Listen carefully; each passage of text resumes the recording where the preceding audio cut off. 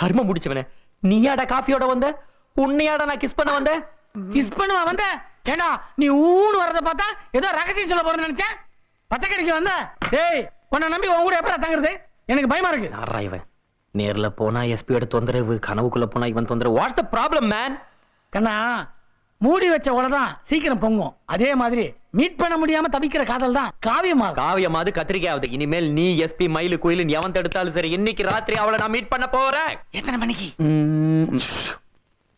1 மணிக்குடா. இப்ப நீ என்ன பண்ண போற? உன் திருவாய் முடிக்கிட்டு நான் சொல்றதை மட்டும் கேளு. நான் மேலே ஏறும்போது நீ ஸ்ட்ராங்கா பிடிக்கணும். ஸ்ட்ராங்கா. நான் மேலே ஏறும்போது விடாம ஸ்ட்ராங்கா பிடிக்கணும். ஓகே.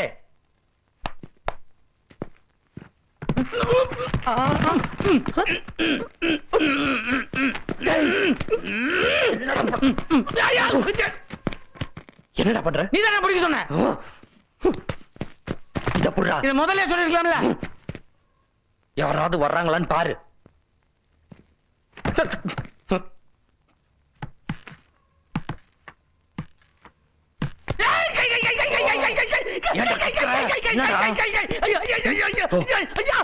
நோ ப்ராப்ளம்டா, புடி.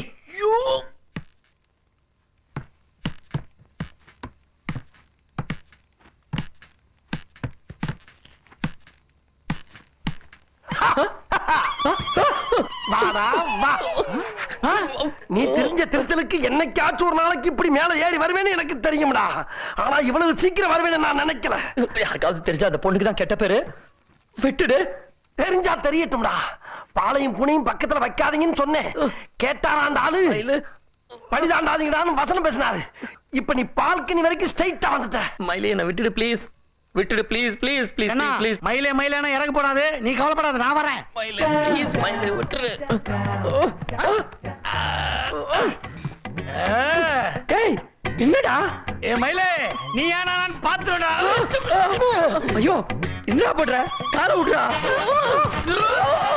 இன்னைக்கு கையாக்கலான்னு பாத்துருவோம்டா. கையை விட்டு மயிலே. ஏய், காலை விடுடா.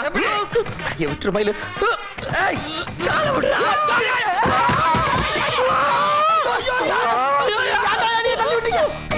அண்ணா, ஏன் கீழ விழுந்துட்டா? நான் அந்த இடத்துல தொங்குறேன். ஐயோ, கையை விட்டுறாத. எங்களை காப்பாத்து. என்னை நீங்க தாத்தா காப்பாத்தணும். நான் இருக்கிற இளவிலே பாடி பாதி கீழே தொங்குதே. ஐயா, காப்பாத்துங்க, காப்பாத்துங்க. விட்டுறாதீங்க. விட்டா நான் பூசிக்காம சதறிடுவேன். டேய், இருடா, இப்பதான் நான் கஷ்டப்பட்டு முன்னேறேன். முன்னேறதுக்கு என் காலாட கிடைச்சிட்டா. டேய், கெட்டியா புடியா. அப்பாடா கண்ணா, நான் சேஃபா செட்டில் ஆயிட்டேன். நீ சேஃபா? டேய், இறங்கி போடா கால்ல இருந்து. அவன் என் கால்ல உட்கார்ந்திருக்கான்.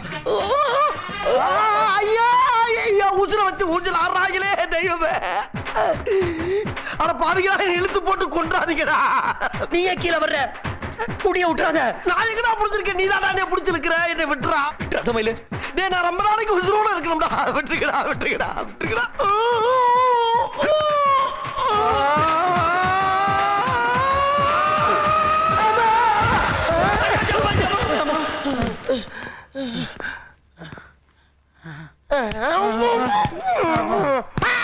டேய், ஐயா, வெஜிச்சிட்ட வரது. சாரி. டேய், எந்திரடா கழுத. மானம் தப்பிச்சு. மாடு மாதிரி வளர்ந்துருக்கீங்களே, கொஞ்சம் கூட புத்தியே இல்லையே. எனக்கு வேணும். இவனை கூட்டிட்டு போகாத, நீ உருப்படவே மாட்டேன்னு உங்க அப்பா என்கிட்ட படிச்சு படிச்சு சொன்னார். நான் கேட்காம உன்னை கூட்டிட்டு வந்த பாரு. அதுக்கு நான் அனுபவிச்சுதான் ஆகணும். போதும், இந்த கழுதையை கூட்டிட்டு இடத்த காலி பண்ணு. காலி பண்ணுங்கடா. போங்கடா. போயிடலாம் போயிடலாம். போறோம். ஆனா அதுக்கு முன்னாடி நான் கொஞ்சம் பார்வதி கிட்ட பேசணும். எதுக்கு? அவ என்ன விரும்புறாளா இல்லையான்னு தெரிஞ்சுக்கிறதுக்கு. அவ விரும்பலன்னு சொல்லிட்டா? அவ அப்படி சொல்ல மாட்டா. சொல்லிட்டா என்ன என்ன வேணாலும் செய்யலாம்.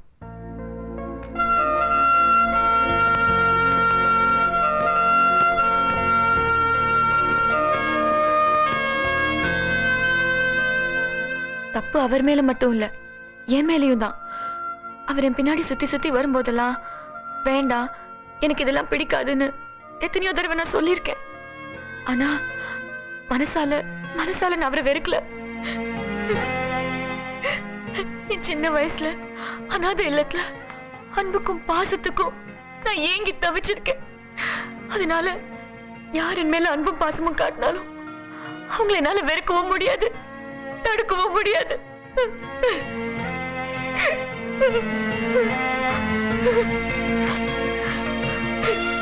பாத்தியா, சொந்த பந்தம் இல்லாதவங்க பாசத்துக்காக இப்படி ஏங்கி தவிக்கிறாங்கன்னு. அவ மனசு உனக்கங்கடா புரிய போகுது. உன்னை திருத்தி காட்டுறேன்னு உங்க அப்பா கிட்ட பிராமிஸ் பண்ணி கூட்டிட்டு வரும்போது என் மனசுக்குள்ள ஒரு அகங்காரம் இருந்துச்சு, அன்பால யாரையும் மாத்திர முடியும்னு. ஆனா உன் விஷயத்துல நான் தோத்து போயிட்டேன். ஏன்னா அன்புங்கிற வார்த்தைக்கு உனக்கு எனக்கும் வேற வேற அர்த்தம்.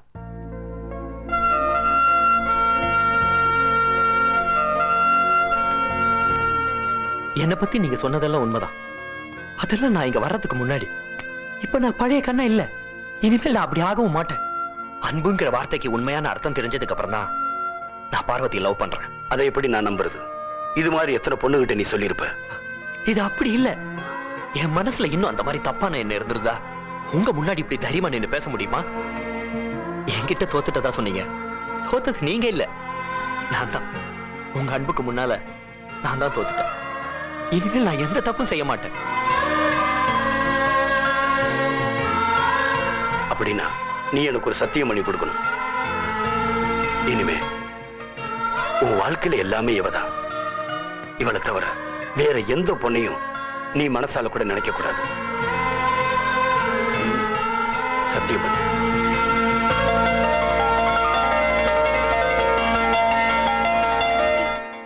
முடியாதுங்க, இந்த கல்யாணம் நடக்காது. ஒரு அப்பா அம்மா இல்லாத அனாதை பொண்ணு என் பையனுக்கு கல்யாணம் பண்ணி வைக்கிறதா? நான் இதுக்கு சம்மதிக்க மாட்டேன். என்னப்பா நீங்க? என் தம்பி யார கட்டிக்க போறான்னு என் மாமனார் வீட்டுல கேட்டா நான் என்னப்பா பதில் சொல்றது? ஒரு பொண்ணை தான் கட்டிக்க போறான்னு சொல்லு. மாமா, இது சீரியஸான விஷயம். நம்ம குடும்பத்துல சம்பந்தம் வச்சுக்கிறதுக்கு ஒரு ஸ்டேட்டஸ் வேண்டாமா? ஸ்டேட்டஸ் பத்தி எல்லாம் நான் நினைச்சிருந்தேன். நீங்களா இந்த வீட்டு மருமகனா வந்திருக்க முடியுமா? என்ன யோசிக்கிறீங்க? அந்த பொண்ணை வேண்டான்னு உடனே சொல்லிடுங்க. இத பாருங்க, நீங்க யார் என்ன சொன்னாலும் சரி, இந்த கல்யாணத்தை நிறுத்தின எஸ்பி கிட்ட நான் சொல்ல போறது இல்ல. அவர் முடிவு எடுத்தாருன்னா அது ஒரு நியாயம் இருக்கும். எது நியாயம்? எது நியாயங்கிற? அவன் சொந்த பந்தம் இல்லாம ஒண்டி கட்டியா இருக்கான். அவனுக்கு குடும்பத்தை பத்தி தெரியுமா, பந்தபாசத்தை பத்தி தெரியுமா? அதான் இப்படி ஒரு முட்டாள்தனமான முடிவு எடுத்திருக்கான். அவன் சொன்னானா இவர் கேட்டுட்டு வந்துட்டாரு. இன்னொரு வார்த்தை அவனை பத்தி தப்பா பேசுனேன், மாப்பிள்ளை இருக்காங்கன்னு பார்க்க மாட்டேன், தூக்கி போட்டு மிதிச்சிருவேன்.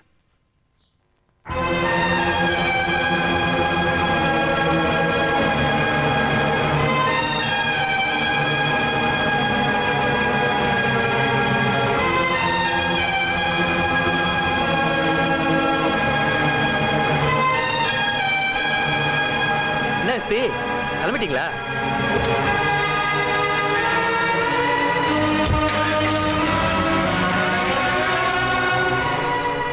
என்ன பண்ண இருந்துச்சு? எஸ்பி ஒரு மாதிரியா போறாரு. கேக்குறல்ல என்ன நடந்துச்சுன்னு சொல்லி தொலைங்களேன். எஸ்பி வந்தது தெரியாம அவனை பத்தி கண்டபடி பேசிட்டா போங்கம்மா. என்னம்மா பேசுனீங்க? சொல்லுங்க. நான் யாருக்கு அடங்கல ஊர் சுத்தி திரியற என்ன ஒரு ஆளாக்கி கொடுங்கன்னு எஸ்பி கிட்ட போய் கெஞ்சிட்டீங்கல்ல, அதெல்லாம் மறந்துட்டீங்களா? இத பாருங்க, எஸ்பி என் தலையில எந்த பொண்ணையும் கட்டி வைக்கல. நான் அந்த பொண்ணை மனசார விரும்பணுங்கிறதுக்காக தான் உங்க சம்மதத்தோட இந்த கல்யாணத்தை நடத்தணும்னு ஆசைப்பட்டாரு. அந்த அளவுக்கு எஸ்பி என் மேல உயிரை வச்சிருக்காரு. உங்க எல்லாரையும் விட அவர் தான் எனக்கு முக்கியம்.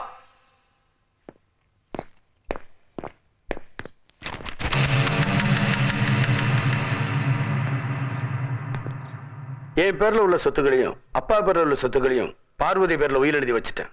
அதோட டாக்குமெண்ட்ஸ் தான் இது.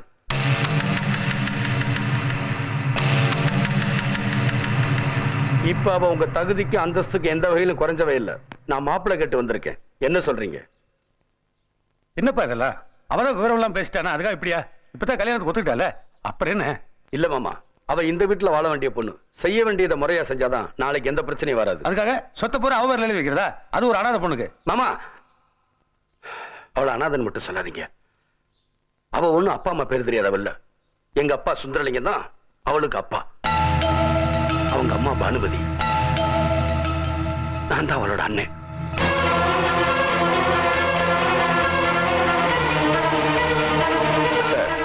நான் ஒண்டி கிட்டதான். ஆனா பந்தபாசம் தெரியாதவன் இல்ல, சொந்த பந்தம் இல்லாதவன் இல்ல. எனக்குன்னு ஒரு தங்கச்சி இருக்கா, அவதான் பார்வதி. என் தங்கச்சிக்கு உங்க பையனை கொடுக்க இப்ப சம்மதம் தானே?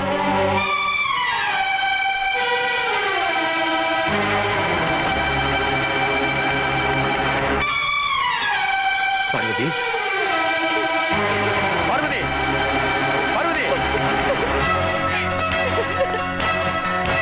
அவளே ஏன்டா கூட்டிட்டு வந்த? அம்மா பார்வதியை பார்க்கணும்னாங்க அதான். சீ, போடா.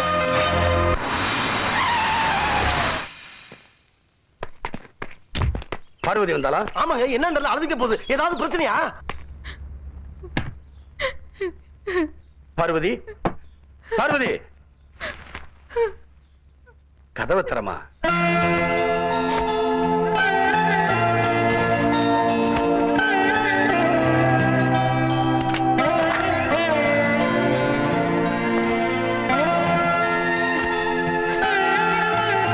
தெரிஞ்சோ தெரியாமலோ நான் யாருக்கும் எந்த துரோகமும் செஞ்சதில்ல. எனக்கு துரோகம் செஞ்சவங்களுக்கு கூட நான் நல்லதுதான் செஞ்சிருக்கேன். ஆனா அவங்க எல்லாருமே என்ன வேண்டாதவனாவும் பகையாளியாவும் தான் பாக்குறாங்க. இப்ப நீ கூட என்ன ஒரு விரோதியத்தான் பாக்குற.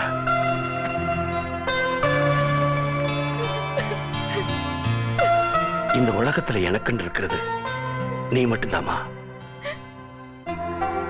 நான் இவ்வளவு நாள் சம்பாதிச்சது, என் கையை விட்டு போன சொத்தையெல்லாம் காப்பாத்தினது எல்லாமே உனக்காகத்தாமா.